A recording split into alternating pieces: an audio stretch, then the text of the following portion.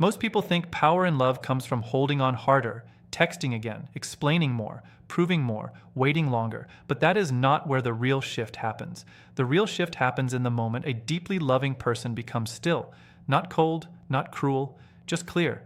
That is the moment everything changes, because the person who once counted on your chase suddenly feels something they never prepared for. Your calm, your silence, your absence from the old game. And if you have ever loved someone who kept stepping back while you kept reaching forward, stay with me, because this is where it gets real. There is a kind of emotional presence that does not beg, does not break, and does not run after mixed signals. It simply stands there with dignity, and that kind of presence can shake someone more than tears ever could. What looks quiet on the outside creates a storm on the inside. Why? Because when someone expects your desperation and meets your self-respect instead, the whole pattern starts to crack. And once that crack appears, they cannot unfeel it. They cannot go back to the old comfort of distance working the same way. What happens next is subtle but powerful. It is not revenge. It is not strategy. It is truth showing up without noise. And that truth hits harder than drama ever will. There is something deeply unsettling for an avoidant person when they meet someone who feels everything, cares deeply, shows real warmth, but refuses to chase. Most avoidants are used to a familiar emotional setup. They pull away and someone runs after them. They go quiet, and the other person fills the silence with long messages, reassurance, overthinking, and emotional labor. They create distance, and the other person tries even harder to close the gap.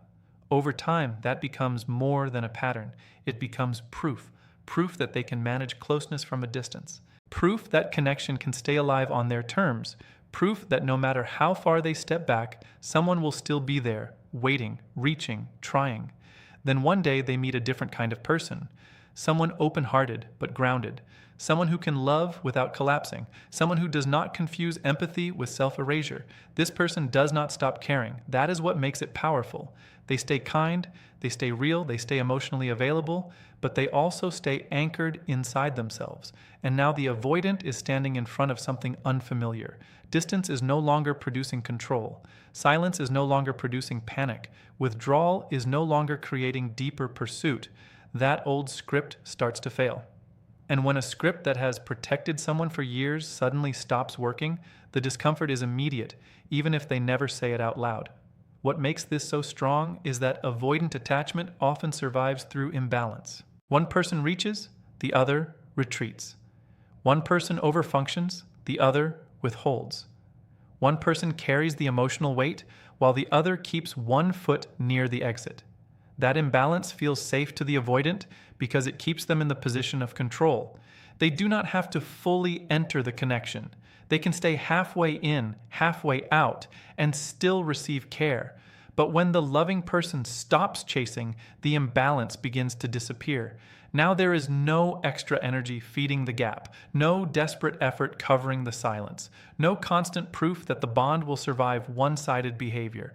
And that changes everything, because what is being offered now is not anxious attachment. It is calm love, not emotional dependence, but emotional presence. The message becomes quiet but clear. I care about you, but I will not lose myself to keep you. That line lands hard. It lands hard because it is not spoken from anger. It is spoken through behavior, through steadiness, through self-respect, through the refusal to abandon inner peace just to maintain access. And human beings are deeply affected by what they cannot easily control. You can dismiss drama, you can explain away conflict, but calm boundaries are harder to ignore. They do not attack you, they simply reveal reality. The avoidant may not fully understand why this affects them so deeply at first. All they know is that something feels different. They feel the lack of desperation. They feel the dignity in the silence. They feel the presence of someone who is emotionally generous without being emotionally dependent. And that creates respect, sometimes even more than affection, because affection can be expected, devotion can be taken for granted. But self-respect changes the emotional temperature of the room. It interrupts old patterns. It creates reflection. It introduces a new model of intimacy, one where closeness does not come wrapped in pressure, and love does not come wrapped in neediness. For someone used to linking connection with emotional chaos, this can be unforgettable. And here is the deeper part. It is not intensity that leaves the strongest mark on the nervous system. It is integrity. The person who keeps chasing may love deeply, but their pursuit often reassures the avoidant that they still hold the power. The person who remains present without pursuit sends a much stronger message. My love is real, but so is my boundary. That combination of warmth and strength creates an imprint. Stay with this, because this next part matters. The avoidant begins to feel something they usually spend a lot of energy avoiding: uncertainty. Maybe this person could actually leave. Maybe this love is real, but not endless under disrespect. Maybe access is no longer guaranteed. That uncertainty starts shaking the emotional walls from the inside. Avoidants are often not reacting to love itself. They are reacting to what love activates inside them. And in many relationships, what gets activated is pressure, expectation, emotional volatility, and fear of being swallowed by someone else's needs. That is why chasing often pushes them further away. It confirms the belief that closeness means chaos. It confirms the story that intimacy will cost them freedom. But when the person in front of them is emotionally aware without being emotionally reactive, the whole field changes. This person does not spiral when contact becomes inconsistent. They do not panic when space appears. They do not instantly assume rejection and start performing for reassurance. They observe, they feel, they stay with themselves. They remain steady. And that steadiness does two things at once. On one side, it feels safe. There is no guilt, no force, no emotional ambush. On the other side, it creates accountability, because the calm presence silently says, I can love you without abandoning myself, and I will not keep participating in a pattern that costs me my stability. That message is not aggressive. It does not accuse. It does not demand. But it does expose something the avoidant usually keeps hidden from themselves. It reveals that withdrawal has impact. It affects connection. It leaves a mark. And for perhaps the first time, that impact is being witnessed clearly, without distortion, without a dramatic explosion covering it up. This is where the mirror effect begins. Many avoidants carry inner stories that justify distance. They tell themselves they just need space. They tell themselves closeness is too much, that others are too demanding, that the pressure is the problem. And sometimes those stories feel true, because they have only known relationships where distance triggered emotional chaos.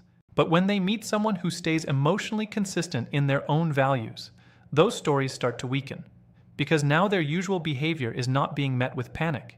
It is being met with clarity, and clarity creates a kind of pressure that drama never can. Drama can be dismissed as overreaction. Clarity cannot. Clarity removes excuses. It removes fog. It removes the illusion that inconsistency has no cost. Suddenly, the avoidant is not dealing with someone trying to fix them or force them. They are dealing with someone who is simply no longer willing to join emotional instability. That is why secure empathy is so powerful. It does not push change, it reveals truth. And once truth is felt, it becomes very difficult to fully ignore. The avoidant may not immediately become more open. They may not suddenly turn into a different person overnight, but something starts shifting inside. They begin to notice that their old strategies are not producing the same result. Withdrawal no longer creates pursuit. Silence no longer creates panic. Distance no longer guarantees emotional access. And when old behavior stops bringing old rewards, self-awareness begins to rise. That self-awareness is where real transformation always starts. Because once someone clearly sees how their patterns affect connection, they cannot fully unsee it. The steady, grounded person does not win through pursuit. They win through presence. Stable presence becomes a mirror that no defense can completely block out. And the imprint goes deeper than the moment. Emotional connection is not only about what happened while two people were together. It is also about what remains in the body after the moment has passed. An avoidant may leave many connections and tell themselves it was never that serious, never the right fit, never truly deep. But every now and then, there is one connection that does not leave cleanly. It lingers. Not because it was dramatic, but because it was emotionally coherent. It felt clean. It felt real. It felt like being seen without being chased, understood without being pushed, cared for without being consumed. And that kind of experience does not disappear easily.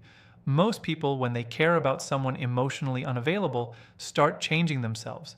They become more anxious, more demanding, more performative. They speak louder emotionally because they are afraid of losing closeness. But the person we are talking about does something different. They keep their depth, but they stop distorting themselves to gain proximity. They care, but they do not collapse. They engage, but they do not lose center. And that is exactly why they become unforgettable. What stays in the avoidant is not just memory of the person. It is memory of the emotional state that person created. This matters because the deeper psychological shift is not only I miss them. It is also something about that felt safe in a way I am not used to. Avoidance often forms around the belief that closeness means loss of autonomy. But when someone is both emotionally present and emotionally self-contained, a new possibility appears. Maybe closeness does not have to feel like pressure. Maybe connection can exist without control. Maybe love can be warm without being invasive. That shift is quiet but profound, and even if the avoidant walks away, the nervous system records it. The body remembers emotional safety long before the mind can explain it. So later, when they meet other people, something feels different. Other interactions may seem flatter, more transactional, more effortful, even if they cannot explain why. Not because those people are lesser, but because they do not carry the same clean attunement. This is where longing begins to form. Not always longing for the person in a direct way, but longing for the emotional atmosphere that person brought. A connection that felt steady, a presence that did not demand performance, a kind of love that did not beg. Watch this closely, because this is where many people get confused. The power was never in chasing harder. The power was in offering something rare enough to be felt deeply even in absence. And then comes the turning point. The loving person starts to evolve. They begin to understand that love without reciprocity is not depth. It is depletion. They realize that patience is not meant to become self-neglect, and understanding is not meant to become endless overextension. So they shift. Not in anger, not in revenge, not in coldness, in clarity.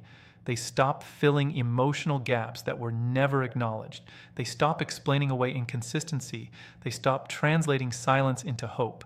They begin setting boundaries that are not harsh, but grounded. This is where things get very real for the avoidant, because distance may feel normal to them. Ambiguity may feel familiar. But structure is different. Boundaries create structure. Structure removes the ability to keep everything undefined. It brings consequence into a space that once felt emotionally fluid. The message becomes, directly or indirectly, I will not keep engaging in patterns that leave me uncertain. And suddenly the avoidant is no longer dealing with someone whose presence is endless, no matter what happens. They are dealing with someone whose presence now responds to emotional respect. That is a major shift, because the boundary is not punishment. It is self-respect. It does not demand transformation. It simply defines reality. And reality is exactly what avoidant patterns often resist. Not because there is no feeling, but because feeling without structure becomes overwhelming. Calm boundaries bring that structure in without chaos, and that is why they are so difficult to dismiss. Once that boundary is felt, emotional consequence enters the room, not dramatic consequence, not loud consequence. Real consequence. Silence is no longer neutral. It means something now. Distance is no longer harmless. It has weight now. Inconsistency is no longer absorbed and smoothed over by someone else's extra effort. It is reflected back as disconnection. That reflection can create deep discomfort because the avoidant is no longer interacting with a system that endlessly adapts to them. They are now interacting with someone who can step back. And stepping back changes perception fast. What was once taken for granted begins to feel uncertain. What was once assumed to always be there begins to feel like something that can actually be lost. And this is where evaluation starts.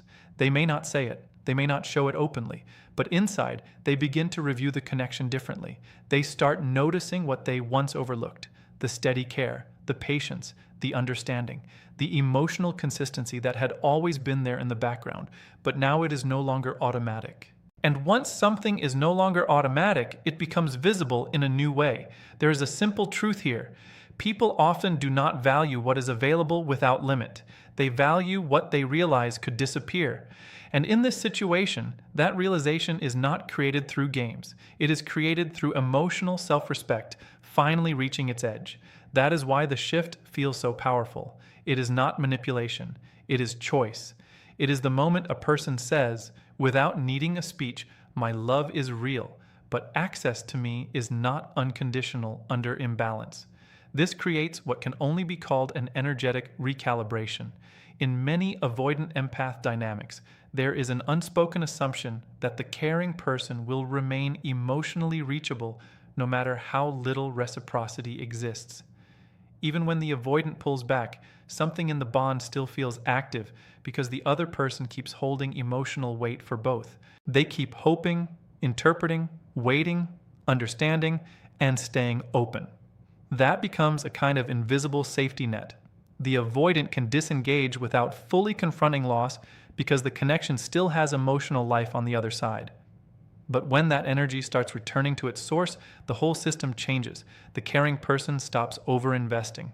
They stop over-explaining. They stop emotionally compensating for absence. Outwardly, it may look like quiet. Inwardly, it is a return to self. And that return is deeply felt, not at first as a dramatic event, but as a missing presence. The avoidant begins to notice that the emotional background they relied on is no longer there in the same way. Their silence is no longer being filled. Their distance is no longer being softened by extra care coming toward them. Their withdrawal is no longer met with energetic pursuit. That creates a very unfamiliar experience. Emotional consequence without confrontation, no fight, no breakdown. No dramatic ending, just a quiet shift in availability. And sometimes quiet shifts hit harder than emotional explosions because they are harder to argue with.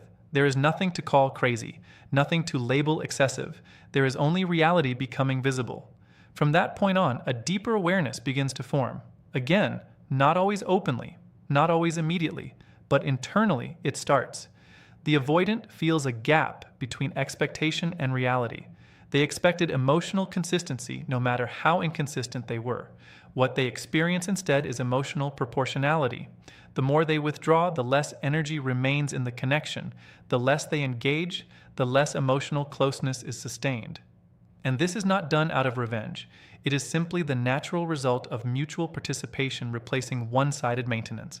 Still, from their side, it can feel like loss. Not because something was stolen, but because something once stable is no longer available in the same way. That instability forces awareness, and awareness is uncomfortable for anyone who has built safety around controlled distance, because now they have to face a truth they cannot fully manage. Connection is not infinite when only one person is feeding it. Love does not stay unchanged when participation disappears. Emotional investment has weight, withdrawal has impact. That realization lingers. It may return later as regret, or reflection, or comparison, or a quiet ache they cannot fully explain. This is why the strongest person in this dynamic is not the one who gives the most until they are empty. It is the one who finally chooses themselves without guilt. Because self-choosing is not the death of love. It is the refinement of love. It is the point where care stops meaning self-betrayal and starts meaning truth. That truth changes the caring person too. They stop seeing endurance as proof of depth. They stop measuring love by how much pain they can survive. They begin to understand that emotional maturity is not about staying no matter what. It is about staying aligned while you are there and leaving the moment alignment disappears for too long. That shift is liberating. Suddenly, they are no longer interpreting every mixed signal as a puzzle to solve. They are no longer calling depletion devotion. They are no longer equating patience with sacrifice. They can love deeply and still say no to dynamics that slowly erase them. That combination becomes incredibly powerful. Emotionally open yet unreachable through inconsistency. Warm yet structured. Compassionate yet unwilling to collapse into pursuit. From the avoidant perspective, This is deeply disorienting because now they are facing someone who does not react to every behavioral shift, someone who does not overfunction to preserve connection, someone who can remain loving without remaining endlessly accessible. And in that space, accountability rises, patterns become easier to see, choices become more meaningful, silence becomes more honest. The bond is no longer elastic in the old way. It becomes responsive to mutual participation. If there is presence, it deepens. If there is distance, it stabilizes or fades. If there is inconsistency, uncertainty appears, not as punishment, as truth. And truth is what reshapes the entire emotional landscape. It shows both people what the connection actually is when it is no longer being artificially held together by one person's extra effort. This is why the emotional imprint becomes so strong over time. Even if the relationship changes, pauses, or ends, the contrast remains. There was someone who could love deeply without chasing, someone who could care without collapsing, someone who could stand in connection without dissolving into fear. That becomes a standard in the psyche, a reference point, a memory that quietly changes what future closeness is measured against. And the most important part is this, the power was never in trying harder. It was never in becoming more available, more tolerant, more self-erasing, more endlessly understanding. The power arrived the moment self-betrayal stopped, the moment the caring person no longer abandoned themselves to maintain access. That is the real turning point. Because once that standard is set inside, every future connection is filtered through it. Is this love asking me to stay honest or asking me to disappear? Is this closeness mutual, or am I carrying it alone? Is this bond peaceful, or am I calling anxiety passion? Those are life-changing questions, and once someone starts living from them, they stop participating in dynamics that require their disintegration to survive. If you are still here, remember this part. The strongest love is not the one that stays at any cost. It is the one that stays without losing who it is. It is the one that cares without begging, gives without depleting, and knows when dignity must become louder than longing. So in the end, what truly brings an avoidant to their knees is not pressure, not drama, not the endless proving of devotion. It is the moment they stand before a love that is real, calm, and no longer willing to disappear inside their distance. A love that does not scream for attention, yet somehow becomes impossible to ignore. A love that remains kind, but no longer overextends. A love that can step back without hatred, release without revenge, and remain whole without needing closure from the person who could not meet it fully. That kind of love changes both sides. It gives the avoidant a mirror they cannot easily escape, and it gives the empath a freedom they may have never known before. Because the deepest lesson here is not about making someone come back. It is about ending the pattern that made you leave yourself. Once that ends, something sacred begins. Your energy returns. Your clarity returns, your self-trust returns, and whether the other person transforms or not, you do. That is the real victory. Not being chosen after pain, but choosing yourself before more pain is required. Not teaching someone your worth through suffering, but living in a way that no longer negotiates it. And sometimes that quiet decision becomes the most unforgettable thing of all. Because when love is no longer mixed with self-loss, it becomes clean, strong, honest. It stops reaching for what runs and starts standing in what is true, and that is where real emotional power begins.